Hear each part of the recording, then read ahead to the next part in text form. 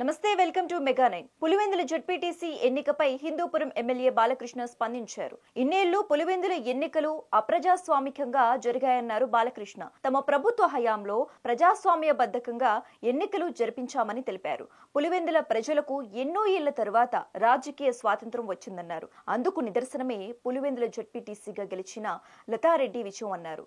స్వేచ్ఛ వాయువులు పీల్చుకుని ప్రజలు తమ ఓటు హక్కును వినియోగించుకున్నారని చెప్పారు. పులివెందులలో నామినేషన్ వేయటానికి భయపడే అభ్యర్థులు నేడు స్వచ్ఛందంగా నామినేషన్లు వేశారన్నారు. సత్యసాయి జిల్లా చిలమత్తూరు మండలం టేకులోడు ఎన్జేపీ పాఠశాల ఆవరణలో 8,60,00,000తో నూతనంగా నిర్మించిన ల్యాబ్ను వసతి గృహాలను ప్రారంభించిన నందమూరి బాలకృష్ణ ఈ సందర్భంగా మీడియాతో మాట్లాడారు.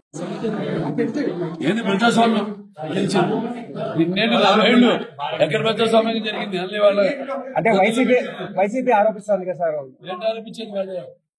ప్రజాస్వామ్య ఎన్నికలు జరగలేదంటారు. ప్రజాస్వామ్య పద్ధతిలో ఎన్నికలు జరగలేదు. ప్రజాస్వామ్యంగానే జరిగింది ఎన్నిక. జనం వాళ్ళ కాళ్ళకి ఎలాగైతే రేపు జరుపుకుంటాం స్వతంత్ర దినోత్సవం, అలాగే అక్కడ పులివెందులలో కూడా స్వాతంత్రం వచ్చింది అందరికీ. వాళ్ళ స్వేచ్ఛ వాయువులు పీల్చుకుంటూ ధైర్యంగా ముందుకు వచ్చి ఈ రోజు ఓట్లేశారు.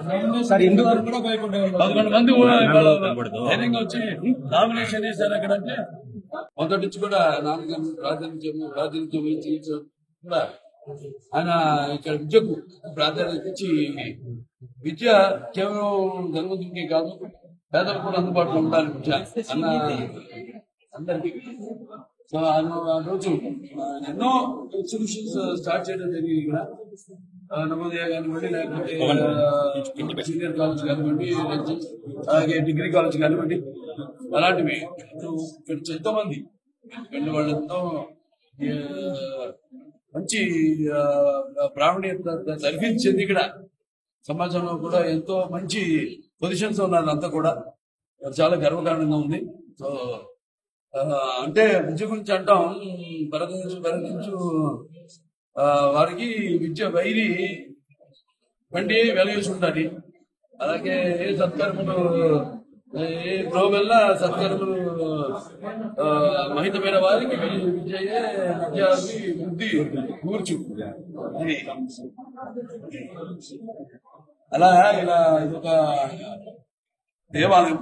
ఇక్కడ ఎన్నో మంచి ర్యాంకుల్లో ఇక్కడి నుంచి బయటకి ఉన్నారు. సో ఇక్కడ ఉపాధ్యాయులకి తెలివి, ప్రిన్సిపల్ గారికి, ఉపాధ్యాయులకి అందరూ కూడా ఇక్కడ ముఖ్యంగా పర్వతీ సంస్థానం కోన జాతి సజాతమైన జాతిని ఆది వంశ సమున్నతిని అంటాం.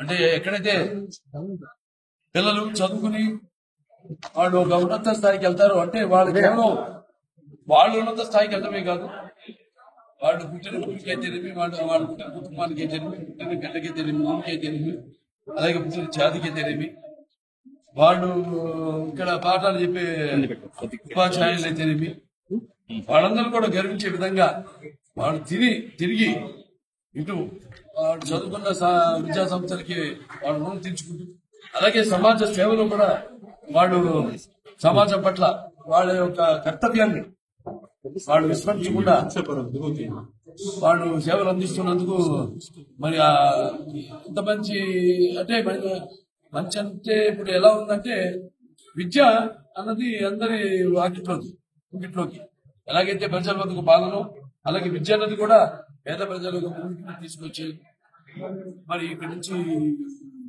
ఉత్తీర్ణైన వాళ్ళు విద్యా సంస్థకు నేను చెప్పినట్టు అందరూ కూడా పేరు ప్రతిష్టలు తీసుకొచ్చి సమాజానికి కూడా మంచి పౌరులు కావాలని, వాళ్ళ యొక్క విద్య అంతా కూడా ఈ యొక్క సమాజ శ్రేయస్సు కోసం దారిపోయాలని వాళ్ళందరినీ నేను ఆశీర్వదిస్తున్నాను.